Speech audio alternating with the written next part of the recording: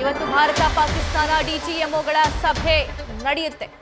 ಡಿಜಿಎಂಒಗಳ ಸಭೆಯ ತೀರ್ಮಾನದತ್ತ ಎಲ್ಲರ ಚಿತ್ತ ಇದೆ. ಇವತ್ತು ಏನೆಲ್ಲ ಪ್ರಮುಖ ಒಪ್ಪಂದ ನಿರ್ಣಯ ಆಗುತ್ತೆ ಅಂತ. ಇವತ್ತು ಮಧ್ಯಾಹ್ನ 12 ಗಂಟೆಗೆ ಈ ಸಭೆ ನಡೆಯುತ್ತೆ. ಕದನ ವಿರಾಮದ ಬಳಿಕವೂ ಪಾಕಿಸ್ತಾನ ಡ್ರೋನ್ ದಾಳಿ ಮಾಡಿತು.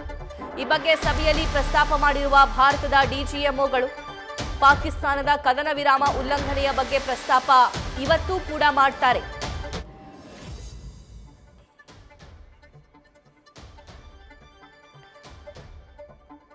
ಭಾರತ ಮತ್ತು ಪಾಕಿಸ್ತಾನದ ಡಿಜಿಎಂಒಗಳ ಸಭೆಯನ್ನ ಇವತ್ತು ಕರೆಯಲಾಗಿದೆ. ಈ ಸಭೆಯಲ್ಲಿ ಯಾವೆಲ್ಲ ಪ್ರಮುಖ ವಿಚಾರಗಳು ಚರ್ಚೆಗೆ ಬರಬಹುದು, ಏನೆಲ್ಲ ತೀರ್ಮಾನ ಆಗಬಹುದು ಅನ್ನೋ ವಿಚಾರಕ್ಕೆ ಸಂಬಂಧಪಟ್ಟಂತೆ ಇಡೀ ದೇಶದ ಕುತೂಹಲ ಇದೆ. ನಿನ್ನೆ ಸೇನಾ ಅಧಿಕಾರಿಗಳು 3 ಜನ ಸೇರ್ಕೊಂಡು ಮಾತನಾಡಿರೋದು ಸಾಕಷ್ಟು ಕುತೂಹಲಕ್ಕೂ ಕೂಡ ಕಾರಣವಾಗಿದೆ. ನಿನ್ನೆಯ ಮೀಟಿಂಗ್ ಆದ ನಂತರ ಡಿಜಿಎಂಒಗಳ ಸಭೆಯಲ್ಲಿ ಏನೆಲ್ಲ ಆಗುತ್ತೆ ಅಂತ. ಇವತ್ತು ಭಾರತ ಹಾಗೂ ಪಾಕಿಸ್ತಾನದ ಡಿಜಿಎಂಒಗಳ ಸಭೆ ನಡೆಯುತ್ತೆ. ಮಧ್ಯಾಹ್ನ 12 ಗಂಟೆಗೆ ನಡೆಯಲಿರುವಂತಹ ಸಭೆ ಇದು. ಎರಡೂ ದೇಶಗಳ ಡಿಜಿಎಂಒಗಳು ಈ ಸಭೆಯಲ್ಲಿ ಭಾಗಿ ಆಗ್ತಾರೆ.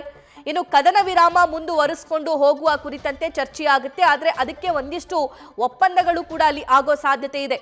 ಕದನ ವಿರಾಮಕ್ಕೆ ಒಪ್ಪಿದ ಮೇಲೂ ಕೂಡ ಡ್ರೋನ್ ದಾಳಿ ಪಾಕಿಸ್ತಾನ ನಡೆಸಿತು. ಸೊ ಹಾಗಾಗಿ ನಿಮ್ಮ ಯಾವ ಮಾತನ್ನ ನಾವು ನಂಬಬಹುದು ಅನ್ನೋ ನಂಬಿಕೆ ದ್ರೋಹ ಕೆಲಸ ಡೇ 1 ಕೂಡ ಪಾಕಿಸ್ತಾನ ಮಾಡಿದೆ. ಪದೇ ಪದೇ ಯುದ್ಧದ ಸಂದರ್ಭದಲ್ಲೂ ಕೂಡ ಮಾಡಿದೆ. ಗಡಿಯಲ್ಲಿ ಉದ್ವಿಗ್ನ ಪರಿಸ್ಥಿತಿ ಇದ್ದಾಗಲೂ ಕೂಡ ಮಾಡಿದೆ.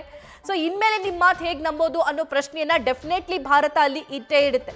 ಕದನ ವಿರಾಮಕ್ಕೆ ಒಪ್ಪಿದ ಮೇಲೂ ಕೂಡ ಪಾಕಿಸ್ತಾನದಿಂದ ಸಾಕಷ್ಟು ಡ್ರೋನ್ ದಾಳಿ ಆಯಿತು. ಈ ಬಗ್ಗೆ ಇವತ್ತಿನ ಸಭೆಯಲ್ಲಿ ಭಾರತದ ಡಿಜಿಎಂಒಗಳು ಪ್ರಸ್ತಾಪವನ್ನ ಮಾಡ್ತಾರೆ.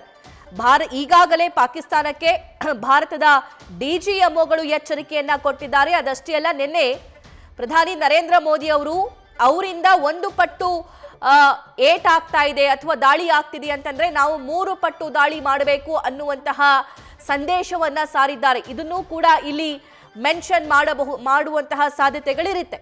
ಕದನ ವಿರಾಮದ ಬಗ್ಗೆ ಮೊದಲು ಪ್ರಸ್ತಾಪವನ್ನ ಮಾಡಿದ್ದೆ ಪಾಕಿಸ್ತಾನ. ಆದ್ರೆ ಕದನ ವಿರಾಮ ಉಲ್ಲಂಘನೆಯಾಗಿದ್ದು ಕೂಡ ಪಾಕಿಸ್ತಾನದ ಕಡೆಯಿಂದಲೇ. ಹೀಗಾಗಿ ಈ ಬಗ್ಗೆ ಸಭೆಯಲ್ಲಿ ಪ್ರಮುಖವಾಗಿ ಚರ್ಚೆ ಮಾಡಲಿದ್ದಾರೆ ಡಿಜಿಎಂಒಗಳು. ಇತ್ತ ನಾವೇ ಗೆದ್ದಿದ್ದೀವಿ ಎಂಬಂತೆ ಪಾಕಿಸ್ತಾನದ ಪ್ರಧಾನಿ ಶಹಬಾಜ್ ಶರೀಫ್ ಅವರು ಮಾತಾಡ್ತಾರೆ. ಈ ಎಲ್ಲಾ ಬೆಳವಣಿಗೆಗಳ ಬಗ್ಗೆ ಇವತ್ತಿನ ಸಭೆಯಲ್ಲಿ ಮಹತ್ವದ ಚರ್ಚೆ ಆಗುತ್ತೆ. ಅದರ ಜೊತೆಗೆ ನಿನ್ನೆ ಪ್ರಧಾನಿ ನರೇಂದ್ರ ಮೋದಿ ಅವರ 1 ಏಟಿಗೆ ನಮ್ಮಿಂದ 3 ಏಟು ಕೊಡಬೇಕು ಅನ್ನೋ ಸಂದೇಶ ಏನ್ ಸಾರಿದ್ದಾರಲ್ಲ, ಅದರ ಬಗ್ಗೆ ವಾರ್ನಿಂಗ್ ಕೊಡುವಂತಹ ಸಾಧ್ಯತೆ ಇದೆ. ಇನ್ ಕೇಸ್ ಕದನ ವಿರಾಮ ಕಂಟಿನ್ಯೂ ಆದ್ರೆ, ಘೋಷಣೆ ಆದ ನಂತರ ಪಾಕಿಸ್ತಾನದಿಂದ ಏನಾದ್ರೂ ಅಪ್ರಚೋದಿತ ದಾಳಿ ಆಯಿತು ಅಂತಂದ್ರೆ ನಾವು ತೀವ್ರತರವಾಗಿರುವಂತಹ ದಾಳಿ ಮಾಡ್ತೀವಿ, ಅದನ್ನ ಎದುರಿಸೋದಕ್ಕೆ ನೀವು ರೆಡಿ ಆಗಿರಿ ಅನ್ನೋ ಸಂದೇಶ ಸಾರೋ ಸಾಧ್ಯತೆ ಇದೆ. ನ್ಯೂಸ್ ಫಸ್ಟ್ ನಿರ್ಭೀತಿಯಿಂದ ನಿಮ್ಮ ಪರವಾಗಿ.